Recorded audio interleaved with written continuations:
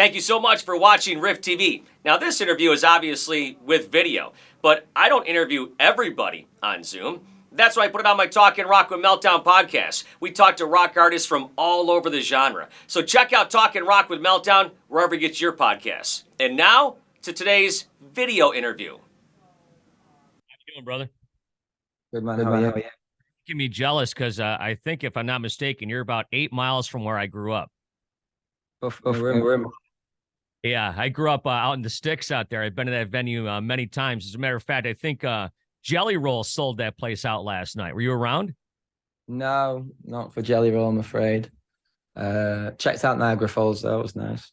Yeah, you've probably been there before, though, right? Many years ago, yeah, from the other side, but I've never seen it at night, which is cool. Yeah, it's pretty cool when they light it up like that. So you guys have a lot of things happening. Of course, the tour, you just came through town with Fall Out Boy. How's things going on the road? Yeah, it's been good, man. It's been long, but it's been a really cool tour. It's been our first support tour in like a minute. So it's been just nice to have a shorter set and much less pressure. But the fans have been really receptive and really cool to us and stuff. Definitely been a few people like, what the hell is this band? But yeah, it's been sick. So I guess when you go up there on stage every night, your goal is to win over some of those what the hell fans, right? Exactly, yeah. Which has been nice because I think we've been doing a good job of that. I think our set starts off quite heavy and you can just see some people like, what is this mayhem? And then by the end, I think we always tell everyone to sit down at the end and kind of like jump up for the last moment. And you can always get a pretty good gauge of like, if they listen to you and actually do it, then we take that as a win. And most people, well, everyone does. So yeah, it's been good. So you guys probably could have done your own headlining tour. Why did you choose to do this tour like this? I mean, you just said obviously, like, you know, obviously there's a load taken off your shoulders, but is that pretty much the reason why, or just a good bill? I mean, we got offered better money than we would get for our headline show, so that was definitely one reason. But also like we've been going like nonstop, and we're kind of on the verge of burning out because we're trying to do like records and tour at the same time and stuff like that. And I think we just felt like just doing something easy for the summer would be nice, because we weren't even planning on touring, but we also don't know how to stop. So this was a good way for us to continue writing with like a less hectic schedule, because we don't have to sound check, and we have a shorter set and stuff. So we've been doing a lot of writing on the road. But also like, we've still got fans to win over, people to show who we are and stuff. We're not like the biggest band in America and stuff. So, and especially with the kind of the sound of our new record, we felt like it was like a good fit. And we just want to continue to be that band that like appeal to just rock fans of all types, So you just mentioned the sound of the new record. Explain the sound of this new record. Is it the most eclectic record you've done? It's part of 4 EPs that we're working on, called like the Posthuman series, and they've all got their own particular sound. And this record's definitely leaning more into like, I guess the kind of bands where I got obsessed with rock music was like when I got into my like hardcore, post-hardcore emo phase. Like we grew like kind of, my first ever show was Linkin Park, but then I started going like straight edge hardcore shows and punk gigs and stuff like that, and local, shows at pubs and stuff like that. And that's when I got like introduced to like hardcore music, and then bands like Glassjaw and American Nightmare and all that stuff. And that this record is definitely paying homage to that stuff. And even bands like Fall Out Boy, which, and Mike M, and like all the emo stuff, Taking Back Sunday and stuff. So like it's definitely got that feel, but then we're trying to like push it in a direction that makes it feel like contemporary and modern and like something new. So you get kind of the nostalgia of those years, but then it feels fresh, Yeah, no, it sounds killer. I mean, what I've heard so far from it, there's like the songs are like kind of there. No two song even sounds even closely similar. Yeah. I mean, we're definitely trying to hone in on a vibe, but then I guess like the spectrum of emo and hardcore and, you know, post-hardcore and stuff like that is quite wide. Do you know what I mean? So it does give us a fair bit of room to play within. Yeah, and some of the stuff is really heavy. Obviously, you know, Amen is super heavy. Yeah. Yeah, we're definitely tapping into like bands like Dillinger Escape Plan and Glassjaw, and like there is not that much difference between like a metalcore song and a when you get into that kind of like that world of like post-hardcore and stuff, but it's more about the freeness and the energy, the kind of frantic and like unhinged energy of it, which was really fun to tap back into, because I always feel like even when we're heavy, we're all like we've become quite a polished band, and it was very fun to like kind of just throw all that out and just be like rough and ready again.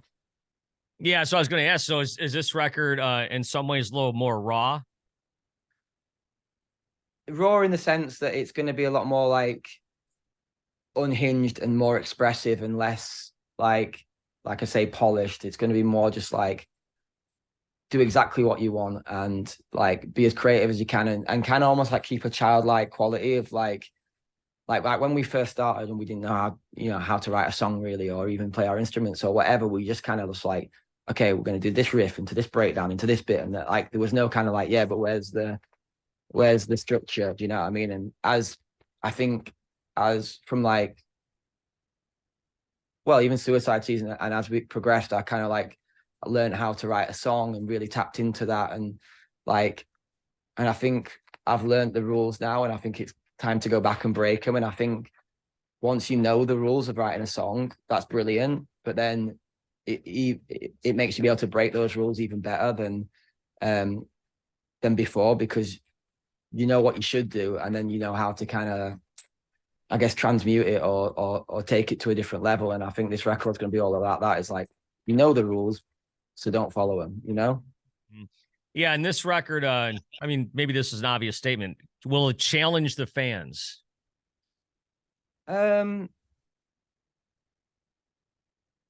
Yeah, I guess we always challenge the fans to some extent, and we never want to write a record that doesn't, like, because that, to me, if we don't, it just make it feel not fresh and old. And we want to make music that you wouldn't expect to like and then do. And I mean, sometimes when we write music, it's like, oh, I wouldn't expect even us to be able to write some music like this and me like it, but we've done it. So I think it will. But at the same time, I feel like if you're a Bring Horizon fan, you kind of so prepped for that now that it's not as it was maybe 5 years ago. But yeah, I mean, we're just trying to push ourselves and challenge ourselves more than anything. Whether that challenges the listener, I don't know. But to some extent, I'm sure. Now, this new the Posthuman Next Gen part of the Posthuman series drops on September 15th. You just mentioned a couple of minutes ago that when you're out there on the road, you're still writing stuff, eh? Yeah, every day, pretty much. Now, is this just stuff that you're going to put in the bank for later on, or do you already have some crazy mad scientist plans going on? This is for the next record, really. And yeah, it's a way for us to stay busy on tour and do something creative and I guess healthy with our time. It can get a little much when you're trying to write and then play a show and stuff like that. But I'll also find like when you're that close to what you do, you know, you're going out and you're playing a show and you're like seeing how people react to your songs, and kind of constant reminder of why you do what you do. It's kind of cool to do at the same time, although it doesn't, like, I'm looking forward to getting off this tour and actually be able to sit down and just having a day where I concentrate on just writing. When you guys go into the studio, like you said, you're writing and stuff right now. Are these songs that you're recording? Do you go into the studio with like kind of an open slate, or do you guys really know how these songs are structured and what they're going to sound like? I mean, it's an ongoing process, but we don't even really go to studios anymore. We'll record stuff on tour, and that'll be what you hear. You know what I mean? We can put all the guitars through like vocal booths are overrated. Do you know what I mean? Like like we're not, like I say about tapping into that kind of like raw and unhinged energy. It's like getting over all that muso bollocks of like certain mics and certain rooms and stuff. It's like no one gives a shit anymore. It all sounds if it's got the energy and it's got the emotion, that's all that kind of matters. Yeah. You mentioned also that, and you've talked about this before in the past about how Linkin Park was really like kind of your gateway to music. I'm assuming. You got any experiences with Chester? I met Chester before. We did an interview together for a Krang magazine back in, I want to say 2014, maybe. Which was just like insane for me. And he was a really nice dude, and he was really like inquisitive about like what we do. And I think we were on Walk Tour at the time, and he was like, I remember him saying like, how the hell do you keep your voice and stuff? Like I lose mine all the time and stuff. And yeah, we're just talking about stuff, and obviously it was just like a mad dream come true moment for me. And then you got to play at his celebration of life. What was it like to play there? I guess best way to describe it would be bittersweet. Do you know what I mean? Yeah. Obviously, like just an unreal experience for me, but just under the worst possible circumstances. So yeah, I don't know. I think it's hard to process things like that. Do you know what I mean? It almost like it's like I never like really say much when famous people die that you don't really know but meant a lot to you, because I'm always like, part of me is like, what right do I have to like talk about this? But I didn't know them just because their music or whatever they did so much for me. It's weird. I get this kind of like imposter syndrome of like I feel like a piece of me has died, but also like I didn't really know this person. So it's just like it's a really hard thing to process. I definitely felt like a part of like my childhood died when he died, or my like innocence. I don't know. But it's hard to, I didn't cry because I didn't know him as a person, but like you just left totally gutted and like still like a kind of like disbelief, I guess. So the same when played the gig, it was just like, it's almost like you're not doing what you're actually doing. Like you're not actually thinking about it like what it really is. Like I'm here stood up. It's basically his funeral, playing his funeral. You don't think about it like you just do it. And yeah, I don't know. Grief's weird. Yeah, I got to meet Chester before their first record even came out. They were doing like this tour of radio stations across the country, and he was a super nice guy. And it's like when I heard that news, that was a real shocker. That came out of left field. Mm-hmm. Yeah, that was crazy. But anyways, you just talked about he was talking to you about your vocal stuff. Obviously, you're playing tonight. I just had an interview canceled last week because it was scheduled for a show day. How do you take vocal rest, or how do you take care of yourself on the road? Yeah, I actually struggled with it a lot, but found ways to get around it in terms of like output and the way you do what you do. And I think I used to always get on stage and scream and sing the same way I do in the studio, which is like 110%. And like my singing teacher has drilled it into me that it's like, it's not a race, it's a marathon that you're doing. You've got like an hour and a half. It's not a sprint, So it's about learning when to give that 100% and when to take it easier, and how to manipulate your voice to do the same thing with less energy and stuff.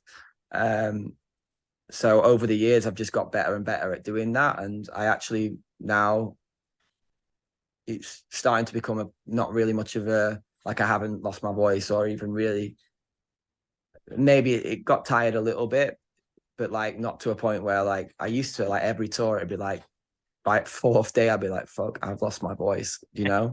So getting better at it. But it's, you have to respect it as an instrument. You know what I mean? It's an instrument, a very tiny instrument as well that you use every day for, you know, all the time. And so, yeah, sometimes you just got to learn when to shut up, or when you can't go out and have a late one with your friends and drink, or, you know what I mean? You just got to like respect it and realize it's like a muscle as well. I think one thing as well is like, if you stop going to the gym, you lose your muscle. And if you stop singing, you lose your ability to sing well. Do you know what I mean? So it's same as well. It's like when I get off tour, I've got to make sure that I don't just go, I'm not going to sing for 2 months now, you know, just all little things like that. Yeah, you always keep it going.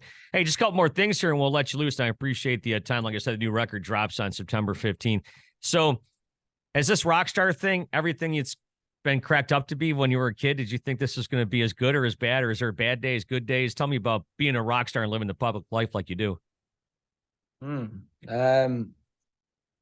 It's a journey, and you just have to figure out your own way of making it what you want it to be. It can be exactly what you want it to be, but it's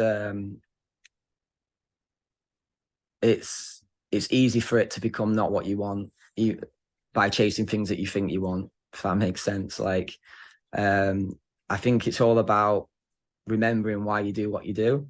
And like when I started the band and wanted to make music, I just wanted to make music for people to like mosh to and dance to and have a good time. And I had no ambition outside of that. I never thought about money. I never thought about houses or cars or whatever. I never thought about being the biggest band in the world. I never thought, you know what I mean? I just wanted to make music, and I would just want to be creative. And I think that's, as long as you keep that, it's that, and remember that's what it's all about, then you still love it. As soon as you start going off and trying to chase something else, or it's when you start getting bitter and stuff. And I've definitely been there as well. So yeah, it is the best job in the world. Of course, I love it.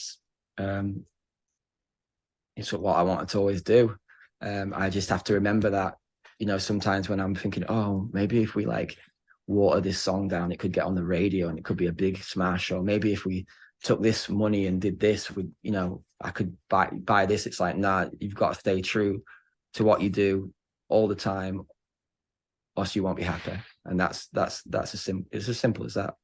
Yeah, and the new song, by the way, that's on the radio, Lost. Man, the videos that you've shot for these things are insane. Is that like kind of your thing, or do you collaborate with people, or how those come about? That one I directed with